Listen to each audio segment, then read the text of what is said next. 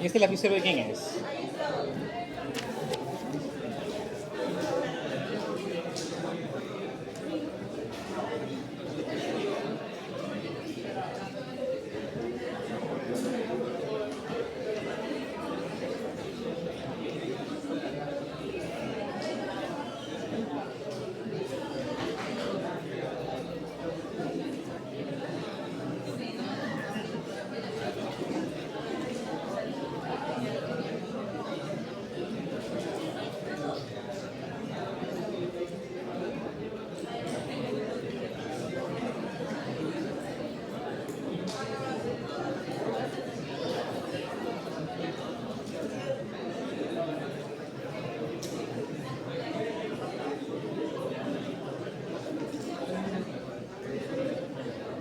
¿Este lapicero de quién es? Estaba acá adelante. ¿Verdad? ¿Y alguien tiene un lapicero rojo que me preste? ¿Nadie?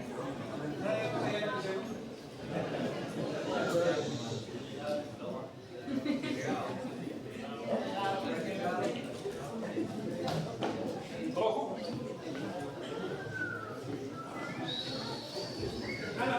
Aquí ya.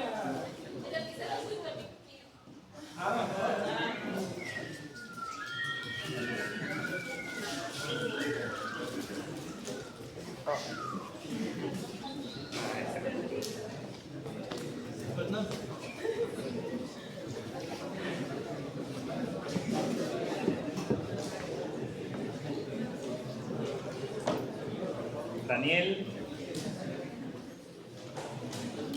Jordan Gerardo, Daniel Salomón, Nicolás, Lisette Andrea, Carlos Alonso, Elsie, Ángela,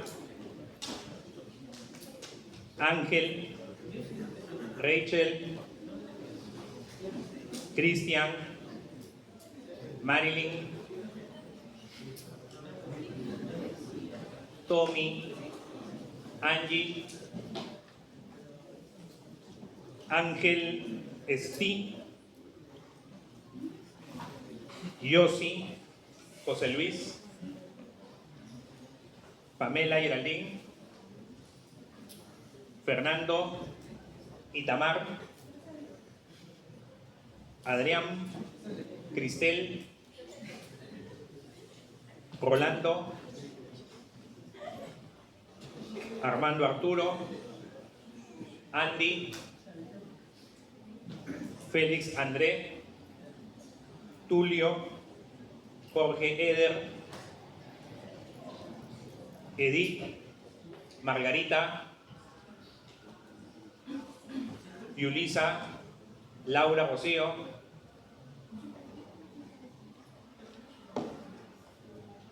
María Linda, Luana, Félix, Lidia,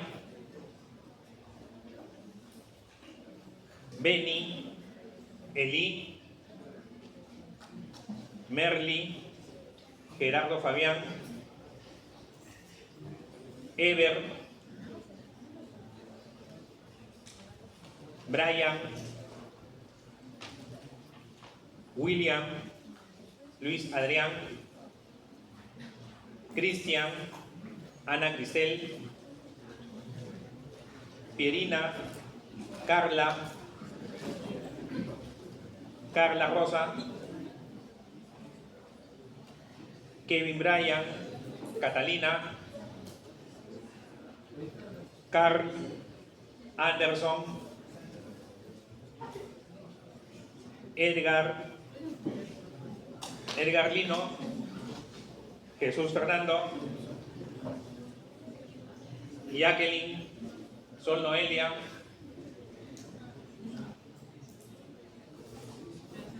José Vander, Julio, Jimena, Gustavo,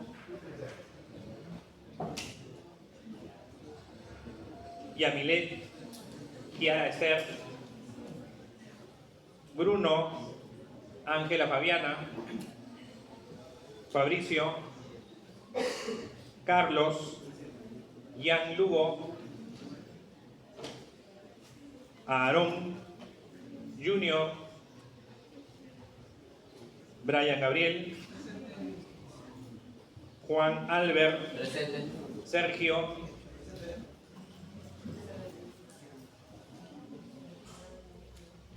Josie Lisette, Kevin Junior,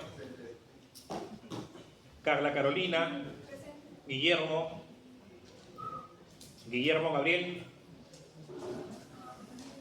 Guillermo Gabriel Pasapera.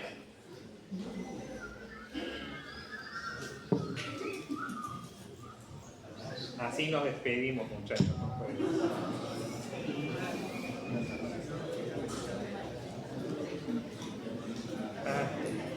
Alexander Paitán, José Manuel, Jim Armando, Florencia, Mercedes, Claudia, Kevin Luis, Francés, Xiomara, Ángela, Yadira, Joyce, Jonathan, Lisette, Jason Smith,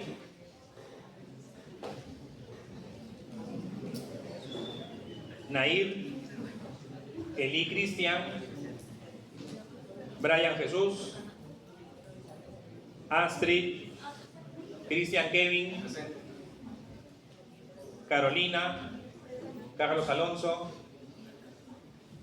Javier, Fernando Raúl, Edgar, Alison, Yair, José Francisco, Darwin, Ernesto, Thais, Cris, Eric, Martín Eli, Yobar,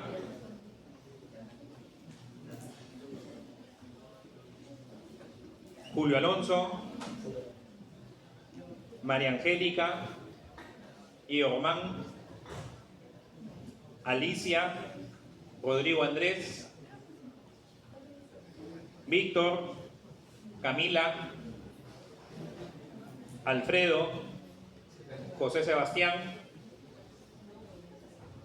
Rosemary, Giancarlo Ney, Brandon, Lenin, Ronald, Daniel Alonso,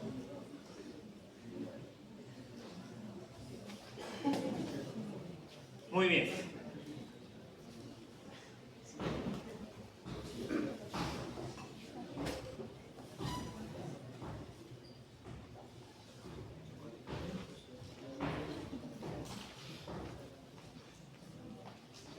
Iniciamos entonces esta penúltima sesión de teoría.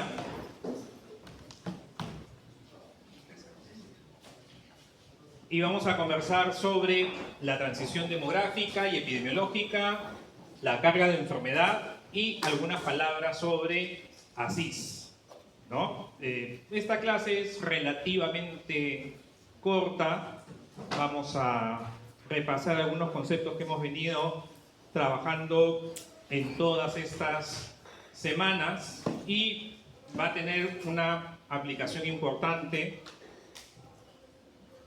para lo que ustedes van a trabajar después en su CERUS, ¿no? Entonces, bueno, estos son los temas que vamos a conversar. Y cuando hablamos de transición demográfica y de transición epidemiológica, pues inherentemente estamos haciendo referencia a un cambio. Una transición es eso, ¿no? Pasar de un momento, de un estado, de una etapa a otra situación. Y en lo referente a lo que es la transición demográfica, Ese cambio en la historia ha implicado un diferencial en el perfil demográfico del país. Ya la semana pasada les había preguntado sobre el censo en el Perú, sobre cómo era actualmente nuestra pirámide poblacional, ¿se acuerdan? Porque ya salieron los resultados. ¿Y cómo es actualmente la pirámide poblacional del Perú? O sea, para los datos del 2025, ¿cómo es esa pirámide? Constrictiva, ¿no? Ya años que dejó de ser una pirámide expansiva. Si ustedes ven la pirámide del Perú del censo del 81, claramente era una pirámide expansiva. Y en 40 años, poco más de 40 años, pues esto ha cambiado. Esta transición demográfica implica un periodo de crecimiento poblacional, teniendo inicialmente, históricamente, un crecimiento muy lento. No voy a decir imperceptible, pero un crecimiento bastante modesto de la población. Y hacia finales del siglo XIX y principalmente durante el siglo XX es que se tiene el mayor crecimiento de la población mundial. Y según, ¿no?, los estudiosos, las proyecciones, es que se llegará luego a otro momento más o menos de equilibrio, donde el crecimiento no será muy pronunciado. Incluso habrá países donde en lugar de crecer habrá un decrecimiento, y es lo que ustedes van a ver ya en su práctica profesional como médicos. Estas son proyecciones a nivel mundial. Vean, entre mediados del siglo XX y fines de este siglo XXI. Estamos aproximadamente por aquí. En esta predicción no se llega a distinguir muy bien, ustedes en sus presentaciones, en sus diapositivas tal vez lo aprecian mejor. Hay una zona como de un sombreado, ¿no? Esas son las proyecciones que va a haber, ¿no? O sea, estos son los datos reales, y cuando ya, obviamente, no se tiene datos reales, lo que se tiene es una proyección. Pero vean cómo hacia el año 2075, tal vez un poquito antes, ya va a haber nuevamente como un estancamiento, ¿no?, de la población mundial, y esto a su vez se ve reflejado en los diferentes grupos ocupacionales. El grupo de 0 a 14 años incluso disminuyendo, 15, 24 años más o menos manteniéndose, y aumentando particularmente el de los adultos mayores. Ojo, adultos mayores es a partir de 60 años. Aquí la división le están haciendo sobre todo por un tema de dependencia económica, ¿no? 65 años acá vemos cómo es el grupo que va creciendo, y para fines de este siglo, proporcionalmente hablando, las personas de 65 a más años van a representar una proporción mayor que las personas de 0 a 14 y de las personas de 15 a 24. O sea, vamos a tener una población anciana, una población adulta mayor. 2075 es en 50 años. En 50 años ustedes van a seguir trabajando. No se van a jubilar, ya la jubilación no existe. Es una mentira. No crean que a los 60 años me jubilo y vivo de mi pensión. No, van a seguir trabajando. Y van a estar trabajando en un contexto de una población añosa. Ya no va a haber esta población joven que sostiene a los demás, o sea, en las proporciones que antes había. Hay un indicador, ¿no?, el índice de dependencia, que ustedes conocen, que es justamente esta relación. Esto lo vimos en estadística, el índice de dependencia por edad.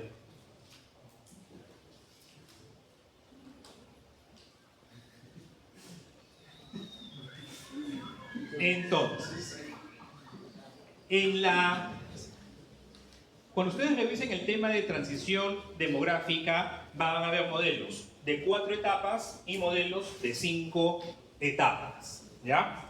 En lo que, digamos, tradicionalmente, en lo clásico que se conversaba de transición demográfica, teníamos 4 etapas, donde los extremos es la primera, la pretransicional, así se denomina, y la última, la post-transicional. En la etapa pretransicional, línea azul es muerte, línea verde es natalidad. Entonces, nos vamos hace siglos, miles de años, ¿ok? En el mundo en general, altas tasas de natalidad, pero también altas tasas de mortalidad. Nacían muchos niños, pero las personas fallecían también muy rápido y en una cantidad importante. Entonces, si tenemos altas tasas de natalidad, pero también altas tasas de mortalidad, ¿la población crece? No. O si crece, crece muy poquito. Pero hay un momento en la historia que la mortalidad empieza a retroceder. La natalidad no acompaña ese ritmo de descenso inicialmente. Y es el periodo de máximo crecimiento o de mayor aceleración en el crecimiento de las poblaciones. ¿Ok? Que es este segundo momento, el del retroceso de las epidemias. Así es como se le denomina. Que en Europa está caracterizado principalmente segunda mitad del siglo XIX, inicios del siglo XX, en los países en desarrollo, segunda mitad del siglo XX, o sea, mediados del siglo XX, segunda mitad del siglo XX. Esa diferencia entre la natalidad y la mortalidad en demografía se llama crecimiento natural. Ha disminuido la mortalidad y luego es que empieza a descender la natalidad para llegar a una etapa post-transicional donde nuevamente se encuentra un equilibrio, pero habiendo tenido este crecimiento poblacional. ¿Okay? En otras publicaciones, en otros textos, ustedes van a encontrar 5 etapas de la transición demográfica.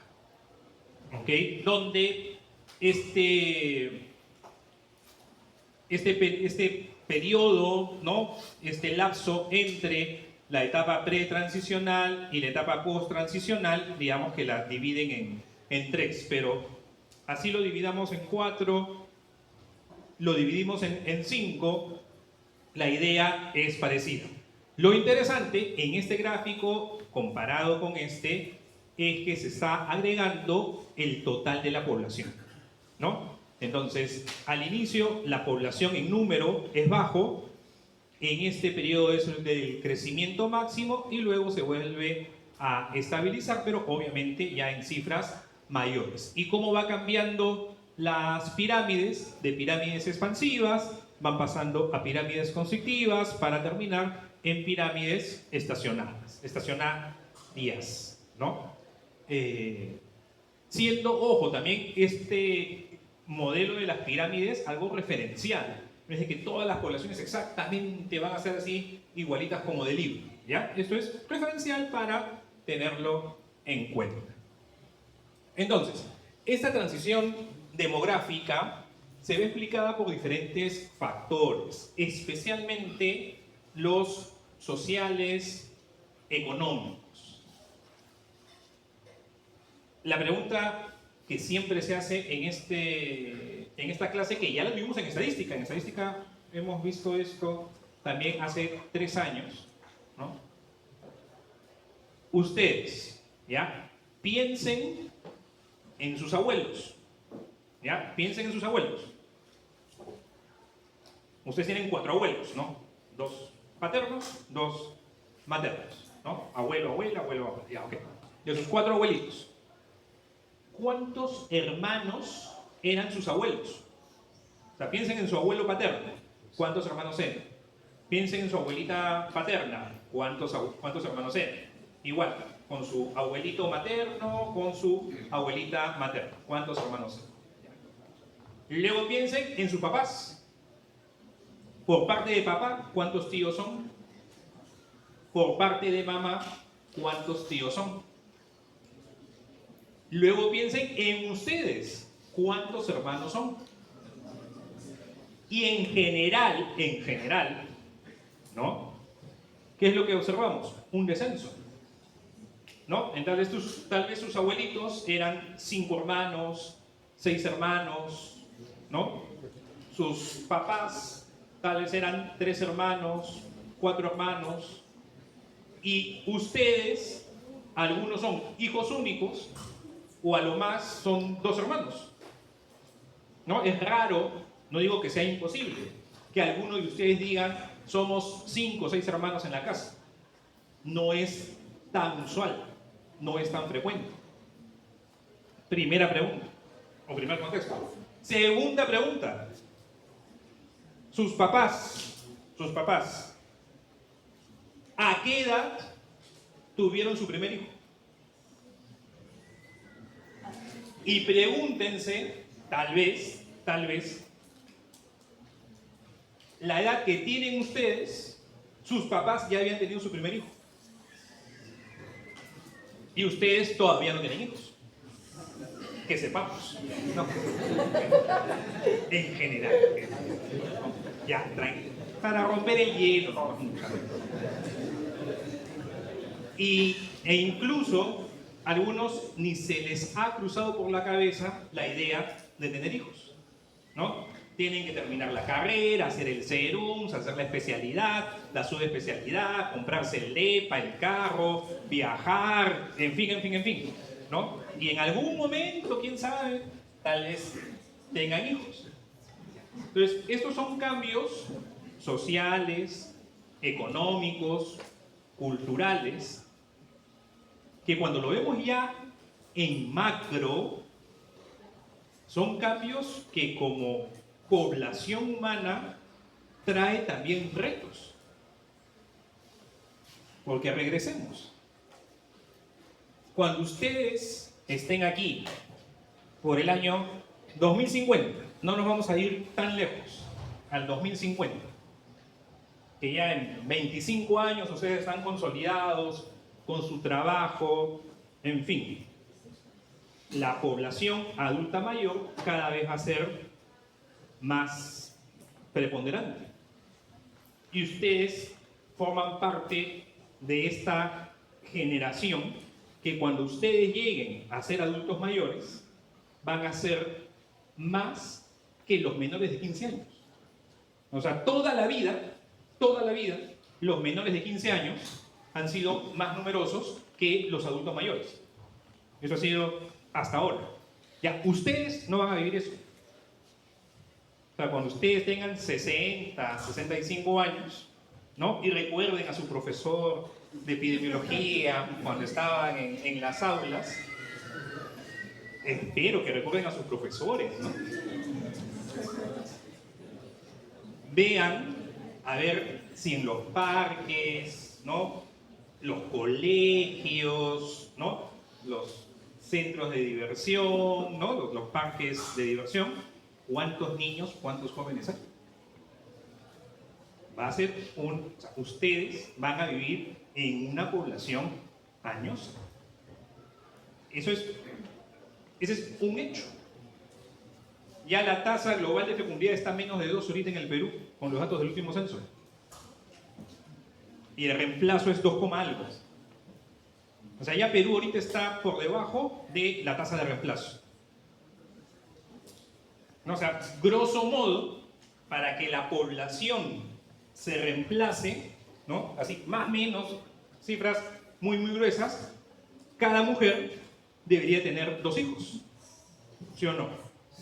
¿No? Si se junta esposo y esposa, tienes 2 hijos y esos 2 hijos reemplazan a la pareja. Entonces, cada mujer debería tener por lo menos 2 hijos para mantener la misma cantidad.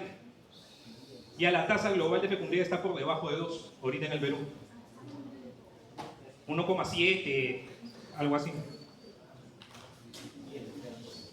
¿Cómo? 10 de frente, francés.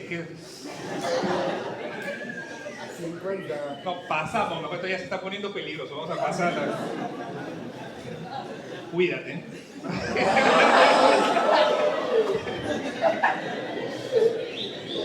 Ya. ¿Por qué? A ver, muchachos, ¿por qué se van a ir? Hay mucha violencia acá afuera, hay mucha delincuencia. Ya, ¿no? Ustedes están ya. Bueno, sigamos, ¿no? Estamos en terreno peligroso. Ya. Entonces, esto que es la transición demográfica, ojo, la transición demográfica, en los años 70, este señor Omran, ¿ok? A inicios de los 70, interesante, en una revista de economía, ya no fue una revista de salud pública, en una revista de medicina, sino una revista de economía, ciencias sociales, plantea la transición epidemiológica, de la mano de lo que es la transición demográfica.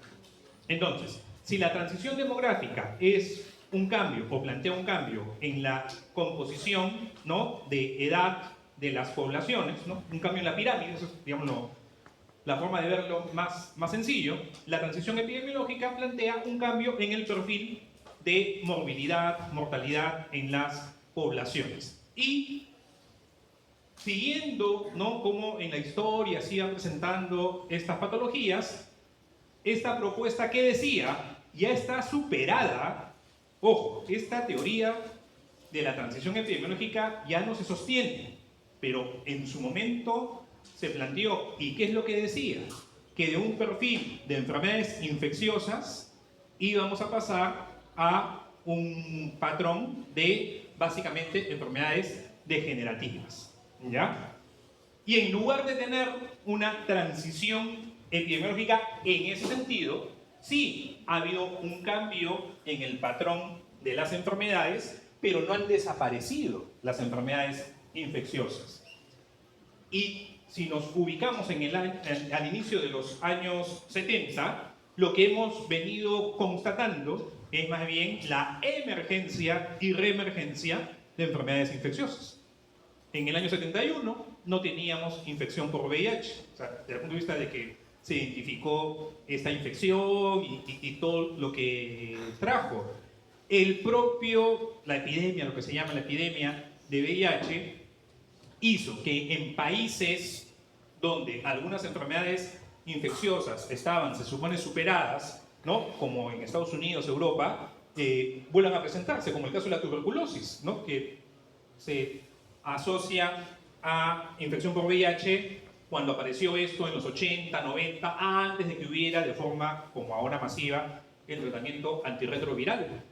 Empezaron a reemerger infecciones, ¿no?, como el propio dengue. Ojo, en el Perú, yo cuando estudiaba medicina como ustedes, el dengue no había en el Perú y se introdujo.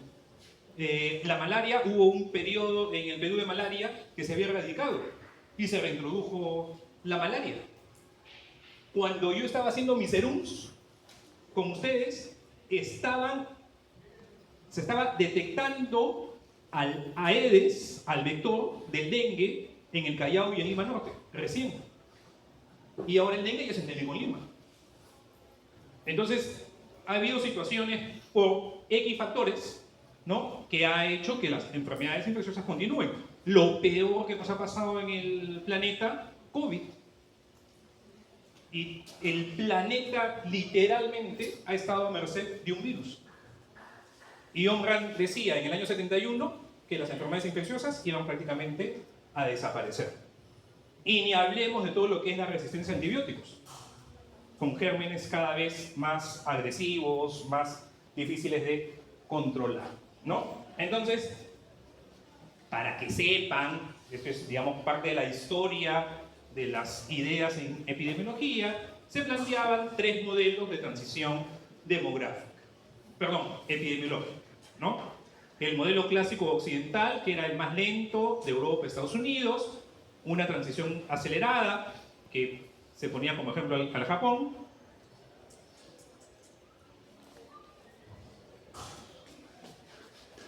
y un modelo más demorado, más retrasado, que era de América Latina. Y planteaba 3 etapas, que más o menos se parece a lo que es la transición demográfica, una época de epidemia y hambruna, que es este periodo de alta mortalidad, ¿no? Que también hay una alta natalidad.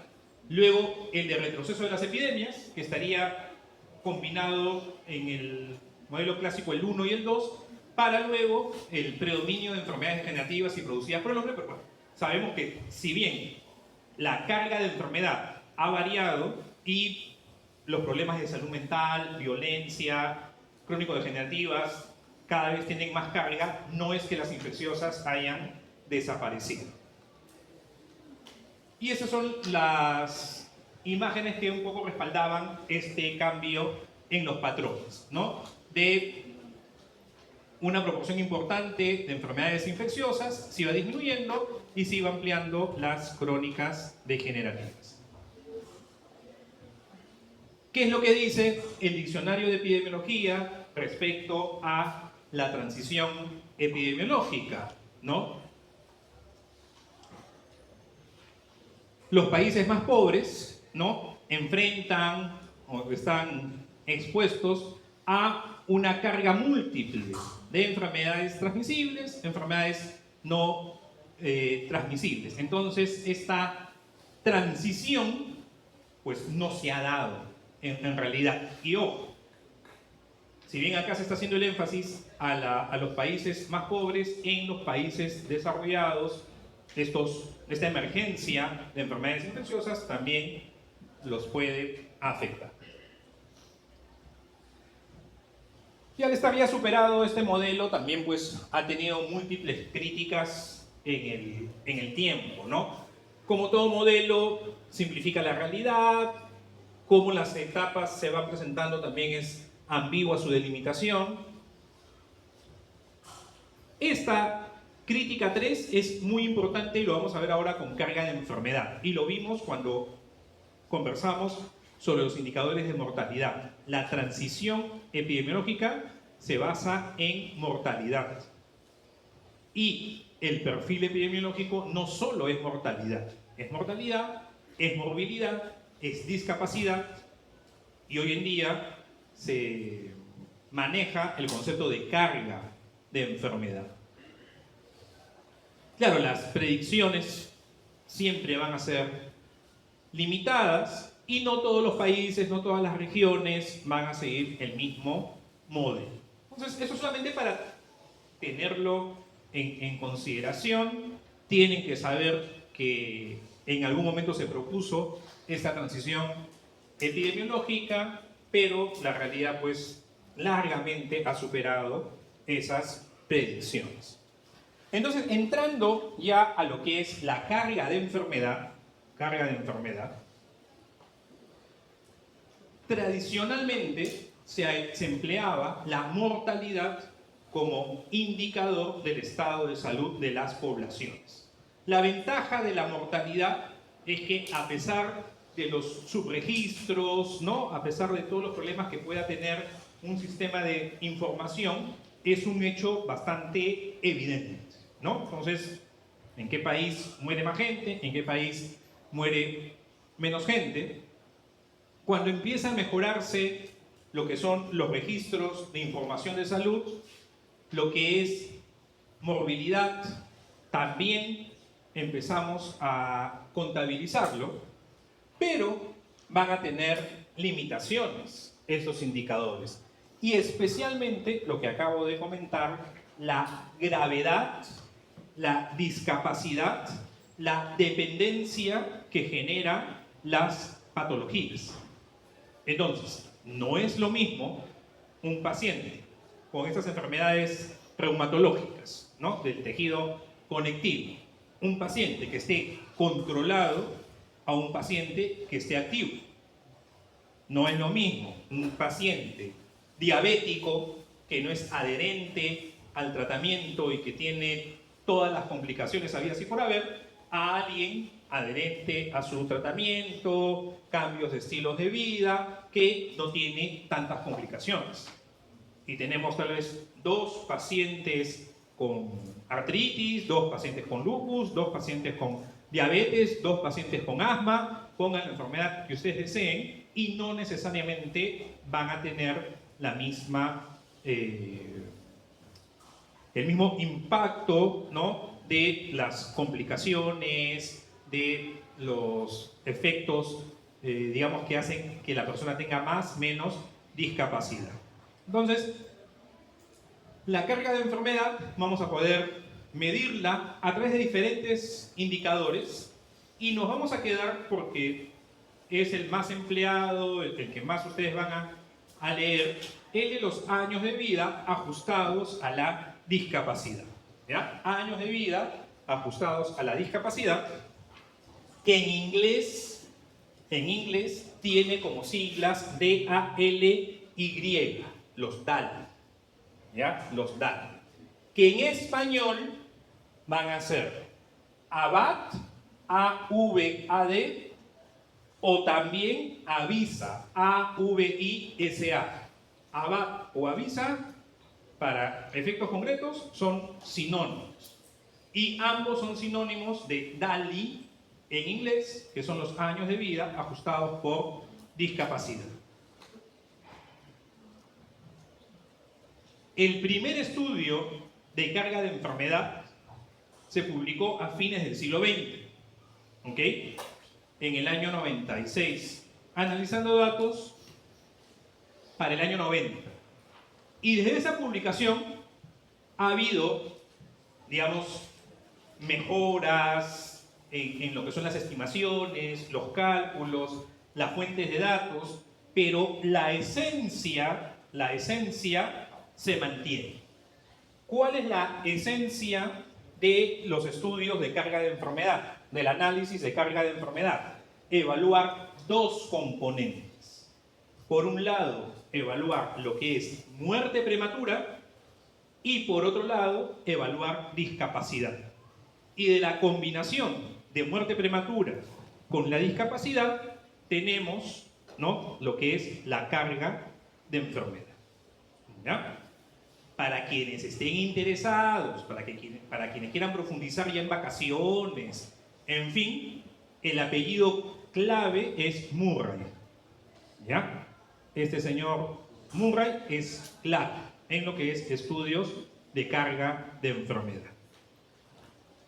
En ese primer estudio que se realiza de carga de enfermedad, se ve que regiones del mundo presentan una mayor carga, ¿no?, por situaciones patológicas,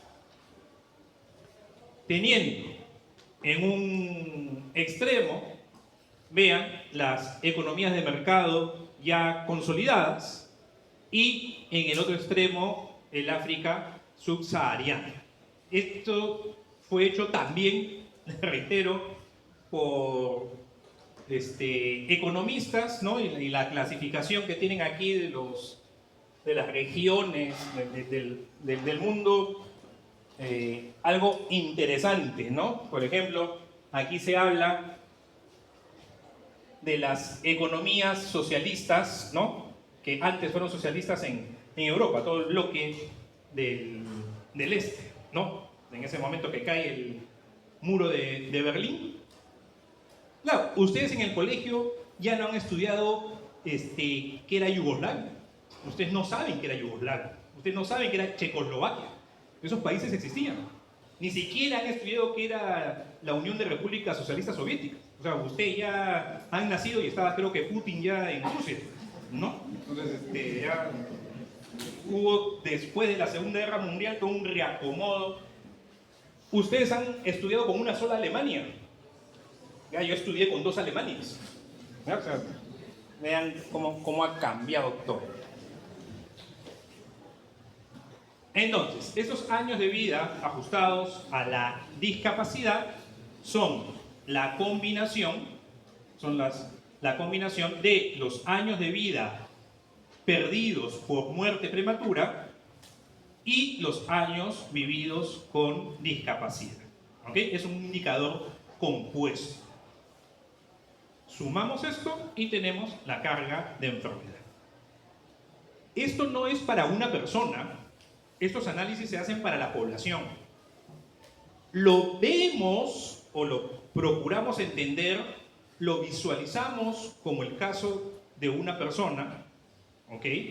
Pero en realidad estos análisis se hacen con grandes bases de datos, con diferentes fuentes y tenemos el resultado para el país, para el territorio. No es de que una persona tiene tanto de años de vida ajustado por discapacidad, no es así, ¿ya? Este es un indicador conjunto para el país. En inglés, estos DALY se comportan de los años de vida perdidos por muerte prematura más los años vividos con discapacidad.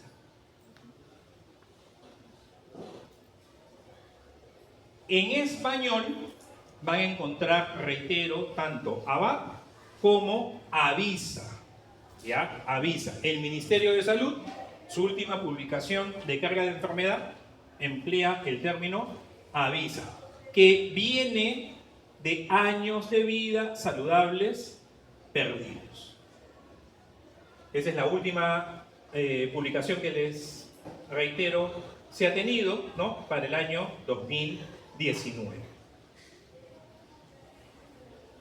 Y esta carga de enfermedad, la unidad de análisis son años, ¿ok? Porque son años de vida ajustados por discapacidad, son años. Pero los podemos llevar según la población. Entonces tenemos una razón por 1000 habitantes, ¿ya? Se expresa por 1000 habitantes, ¿no? Aquí sería en el Perú, para el año 2019, los años vividos, acá, los años de vida saludables perdidos fueron 180 años por cada 1000 personas.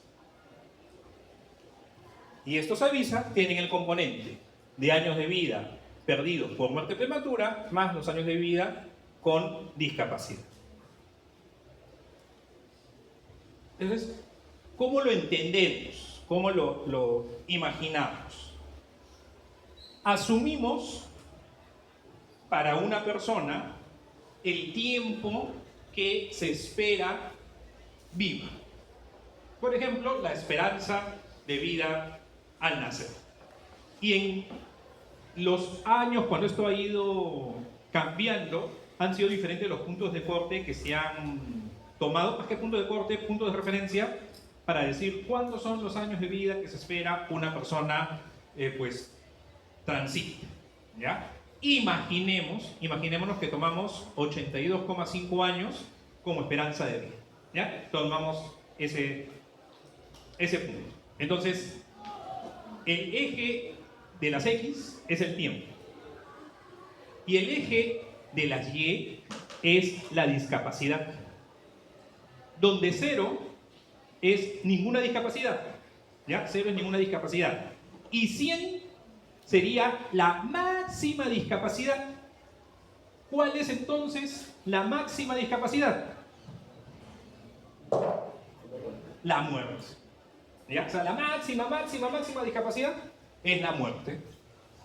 Entonces, nosotros tenemos un rectángulo. ¿Ok? Tenemos un rectángulo. Entonces, si la persona no tuviera ninguna discapacidad, tendría, digamos, esta base por un ojo, o sea, lo que se contabiliza es la no discapacidad que tiene. Entonces serían esos 82,5 años. Pero ¿qué sucede si una persona, en lugar de vivir hasta los 82,5 años, fallece a los 65 años? ¿Cuántos años ha perdido de vida? 17,5 años. ¿Ok? Entonces, estos años los ha vivido sin discapacidad en este modelo todavía y súbitamente fallece. 17,5 años perdidos por muerte prematura. Por muerte prematura. Ahora, esto es razonable, esto es sostenible, que una persona estuvo sin ningún problema de salud, sin ninguna discapacidad, tuvo una salud plena y a los 65 años súbitamente fallece. ¿Eso es razonable? No lo es.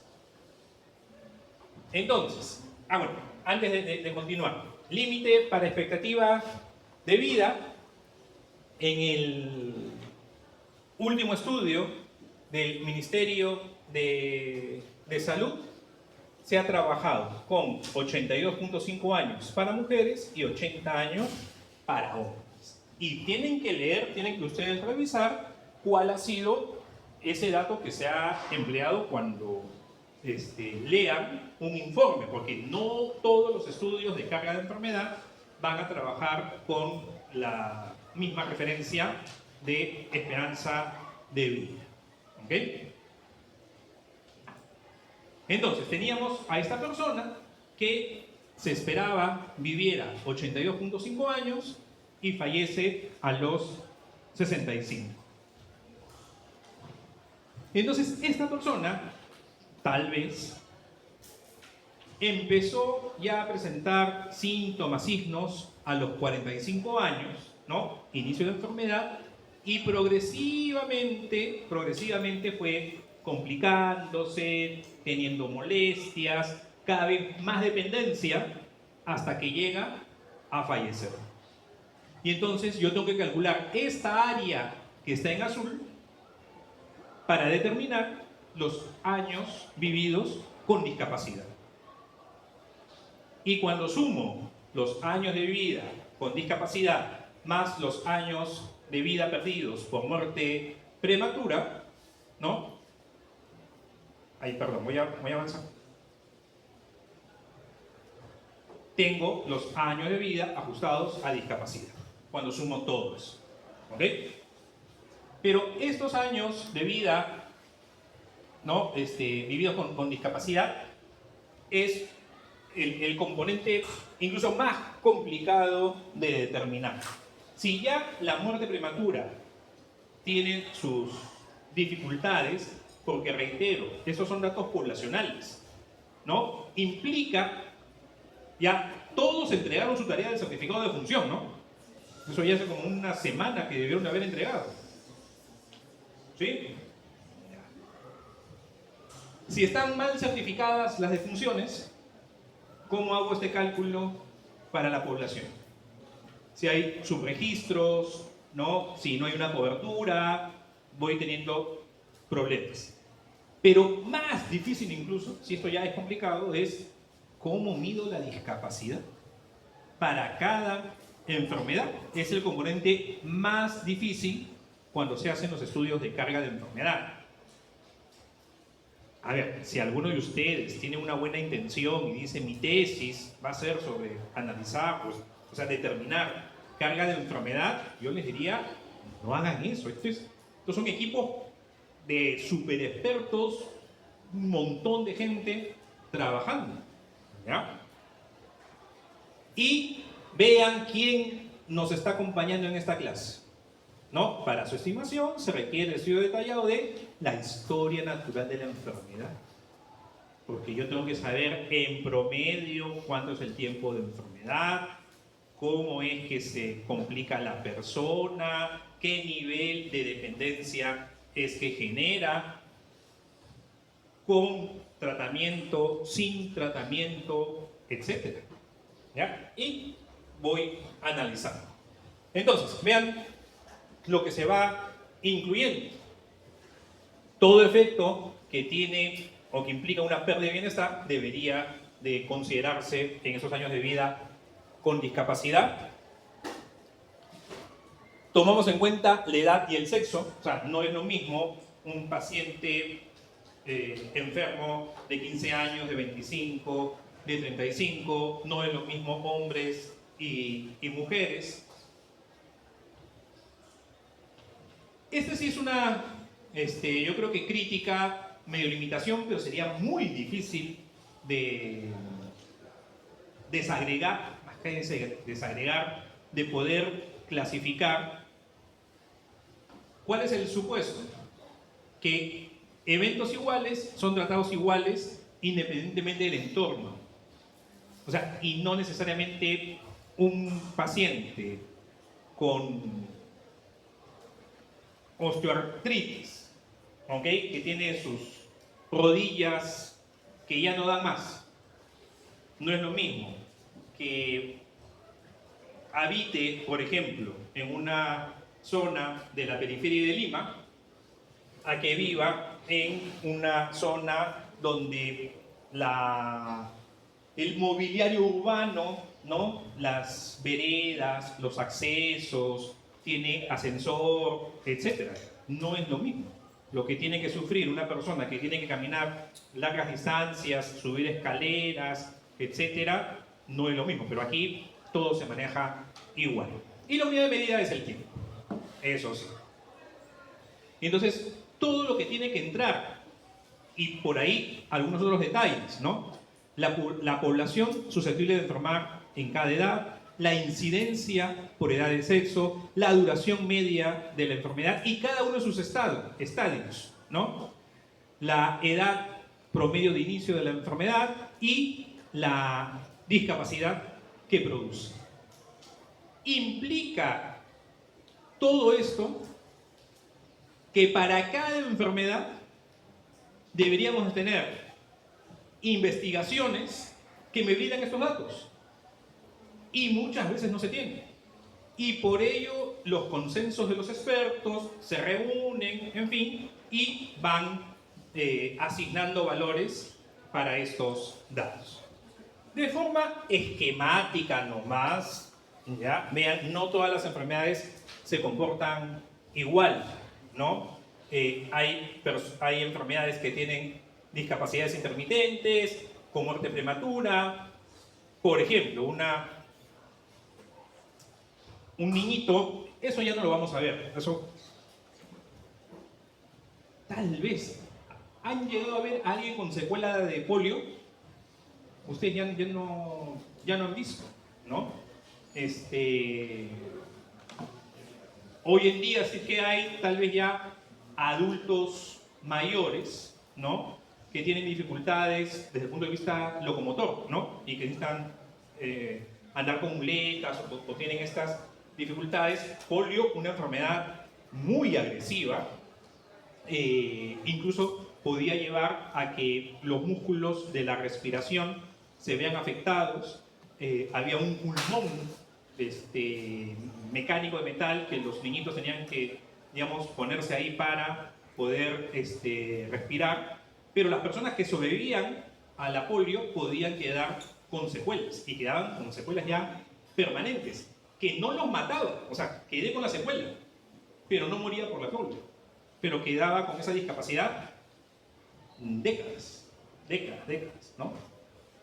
O bueno, una cirrosis que sí me va produciendo discapacidad y luego fallezco. Las ponderaciones de la discapacidad, ¿no? Uno de los criterios es cuánto discapacidad produce la enfermedad.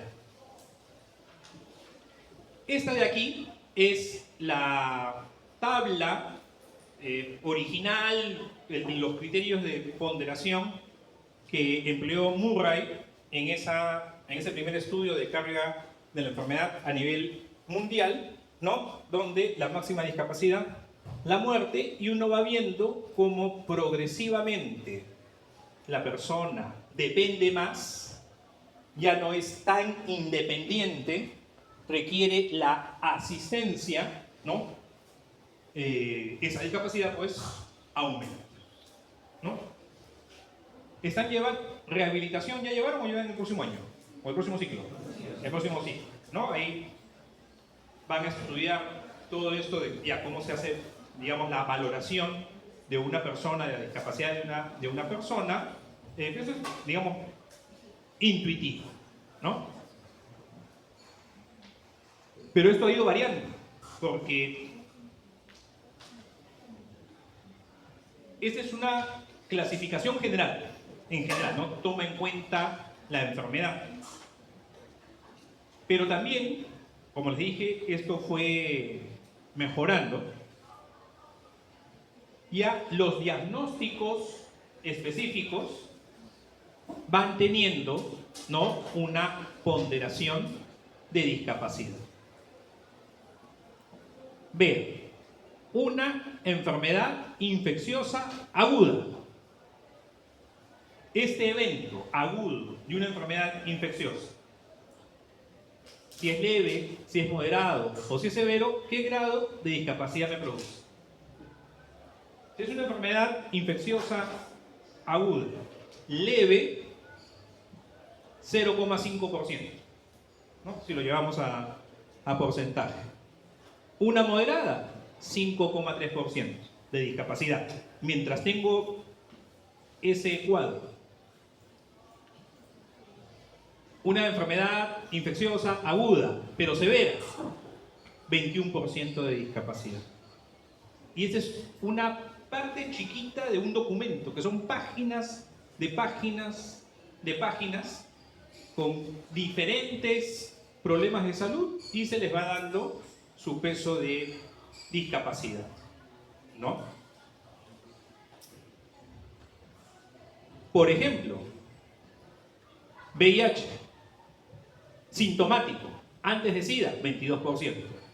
VIH-SIDA, pero estoy recibiendo antirretrovirales, 5%.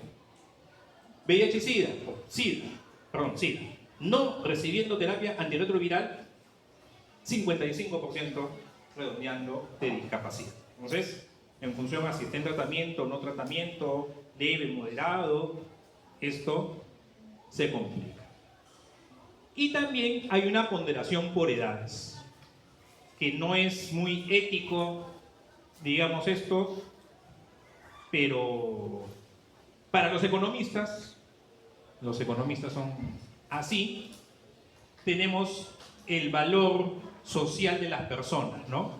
Y ustedes están aquí en la cúspide del valor social, ¿no? El adulto joven es el que se considera el más valioso. Yo ya no soy valioso. Yo ya estoy ahí en el descenso. Pero a la hora del examen todos nos emparejamos, ¿right? Todos somos igualitos. Entonces, ya los ABAT o AVISA es la suma de los años vividos con discapacidad más los años perdidos por muerte prematura. Este es complicado. No se van a memorizar esto, pues no. Esto es solo para mostrarles, escuchen, que aquí tengo que integrar para hallar estas áreas debajo de esta función. Solamente para matemáticamente ver eso, nada más. Y los datos del Perú, como les decía, se presentan número absoluto y razón. Para efectos de comparaciones internacionales, razones, ¿no?, de ABAT, de AVISA, por 1000 habitantes. Por ejemplo, en el Perú para el año 2019, los hombres tuvieron una carga de enfermedad mayor que las mujeres, ¿no? Por eso hay que proteger al varón, porque es más vulnerable. El sexo débil son los varones. Claro. ¿Quién muere más, niños o niñas, al momento de nacer? Niñitos, un poquito más son los neonatos varones que las neonatas mujeres, ¿no? Las neonatas, suena feo.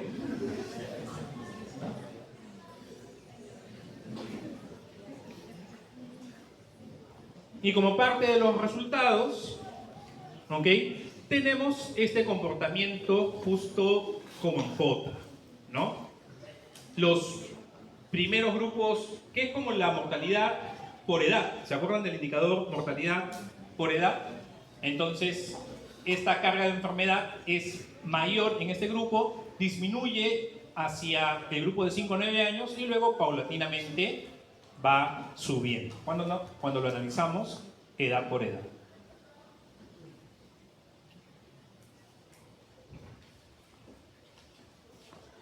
Y esta puede ser pregunta, porque además va variando. Este es el último.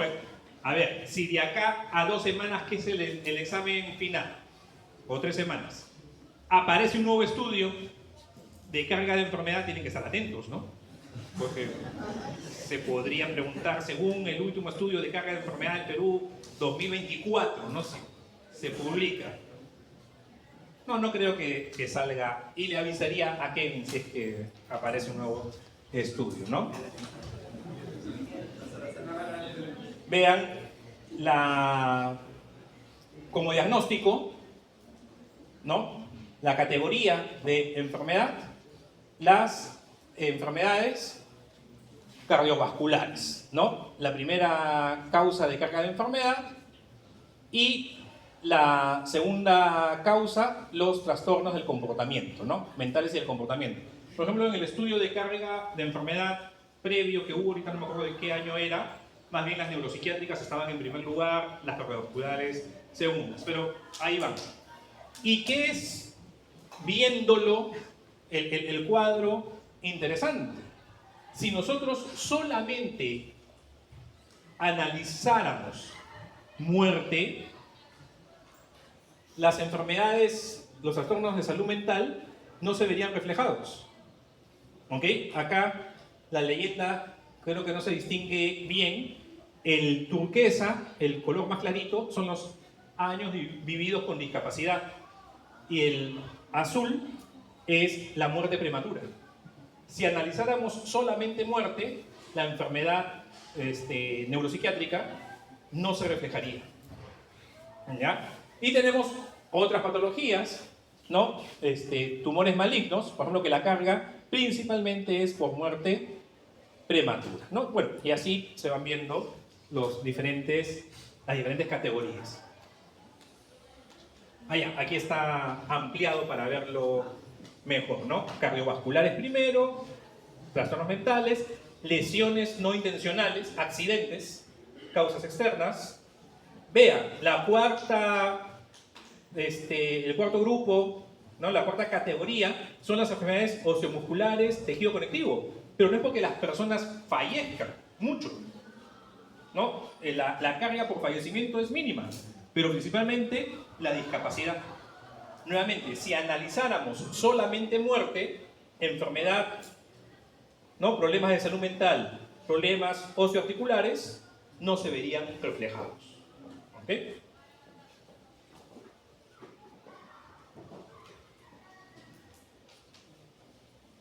Y ya para ir terminando, unas palabritas sobre la CIS. Durante todo el curso yo les he ido comentando el ASIS, ¿no? El análisis de situación de salud. Gerencia también lleva en el próximo año, ¿no?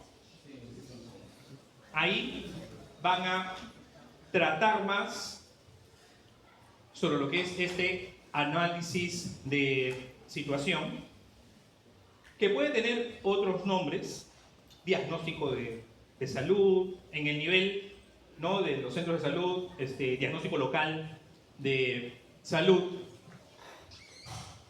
En el Perú, esto se ha venido trabajando desde mediados, fines de los años 90, de una forma sistemática. Esto es muy particular aquí del país. En otros países, digamos, no se pone tanto énfasis desde epidemiología a lo que es el ASIS.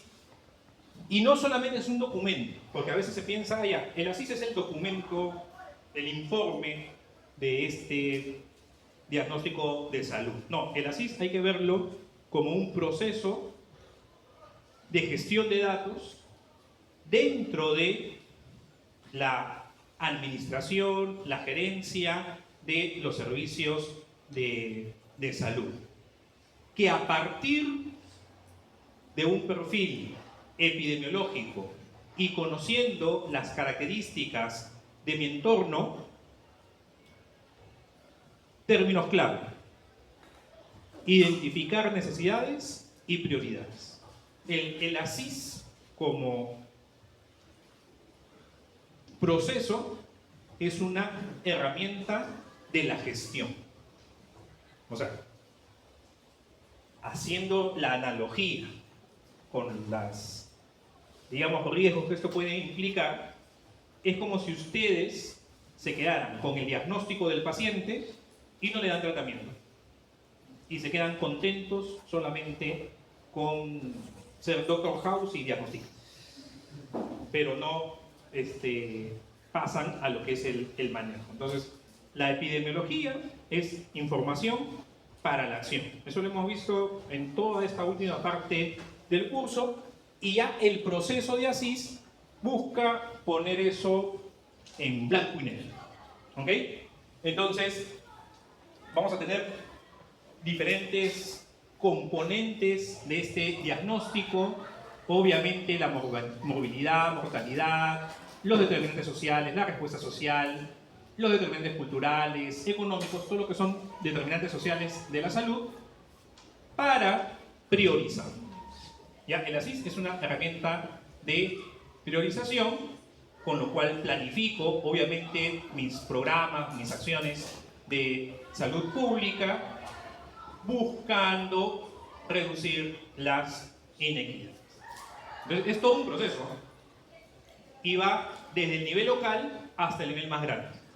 Y cada cual menos, más complejo, con sus alcances, y ustedes como serumistas van a heredar un informe de su serumista anterior que va a plantear ciertas acciones, su red de salud, su microred, red, direza, también va a tener un plan ya establecido, un plan operativo para el establecimiento. Ustedes van a ejecutar ese plan, van a mejorar ese plan y van a participar en el nuevo plan para el serumista que los va a reemplazar.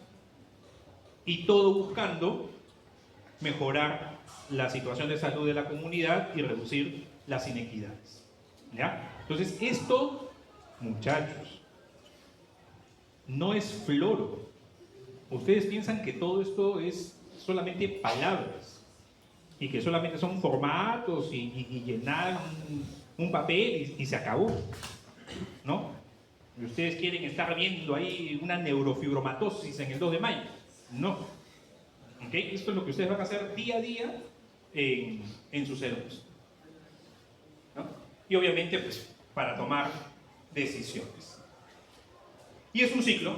Este esquemita solamente lo que está diciendo es que acá es el serumista del año 26, el serumista del año 27, el serumista del año 28 y así sucesivamente, ¿no? Y ustedes el año 29 están haciendo sus serums, ¿no? Ahorita nomás. Me permito una crueldad que ya les he dicho, siempre y cuando hagan su tesis, ¿no? Si hacen su tesis, el 29 están haciendo sus serums. Y este proceso, escuchen, es tanto nacional, regional y local. ¿Cuál necesitan ustedes? El local.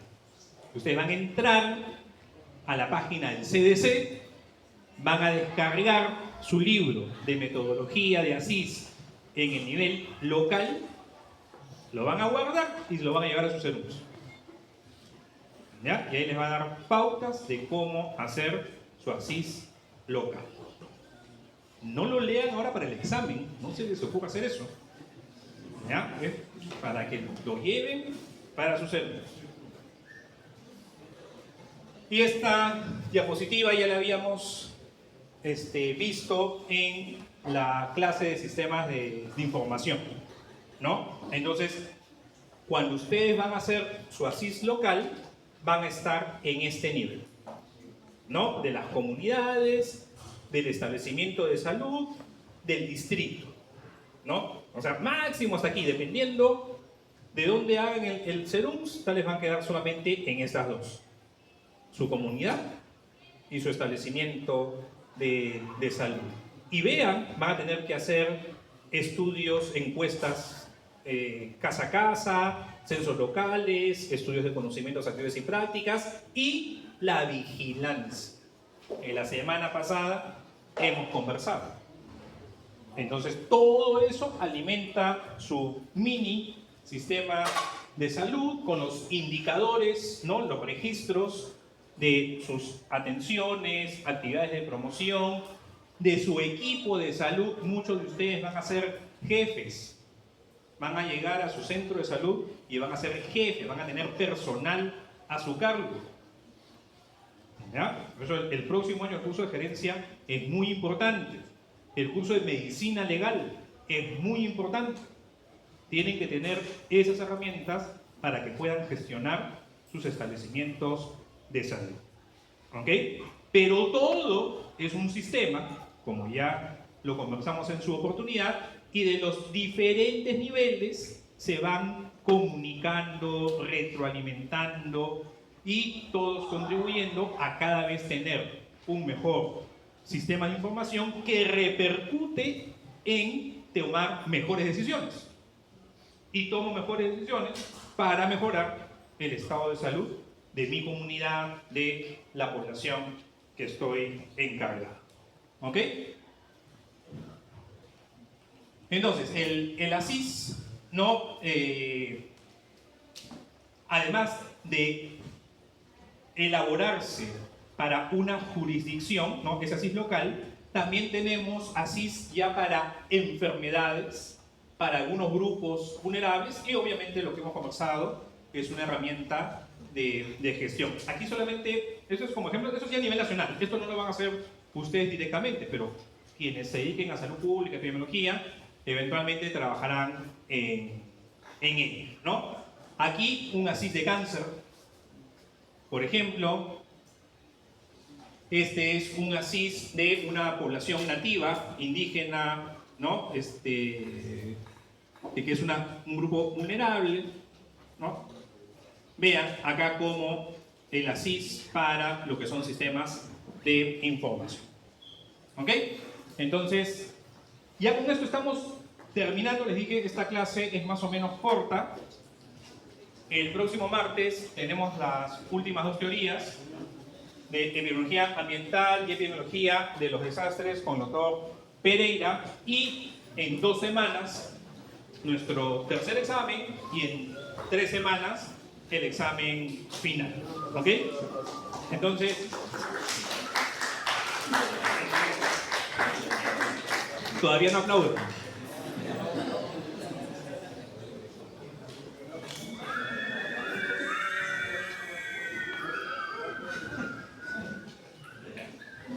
Solamente 2 detalles. Uno, ya con Kevin vamos a ir coordinando para el tercer examen y el cuarto examen, digamos, las disposiciones logísticas, ¿no?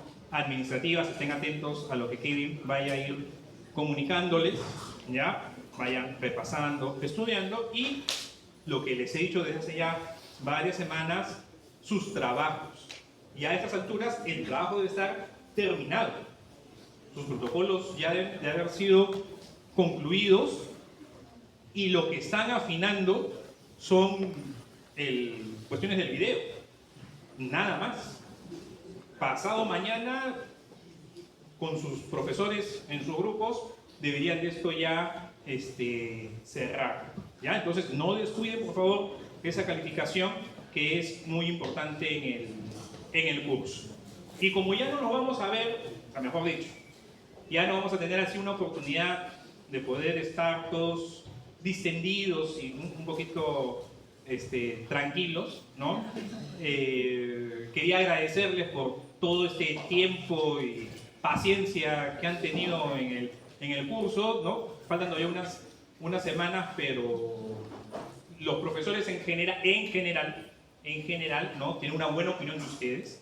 Entonces, a seguir, ¿no? Demostrando ese entusiasmo, esas ganas por seguir aprendiendo y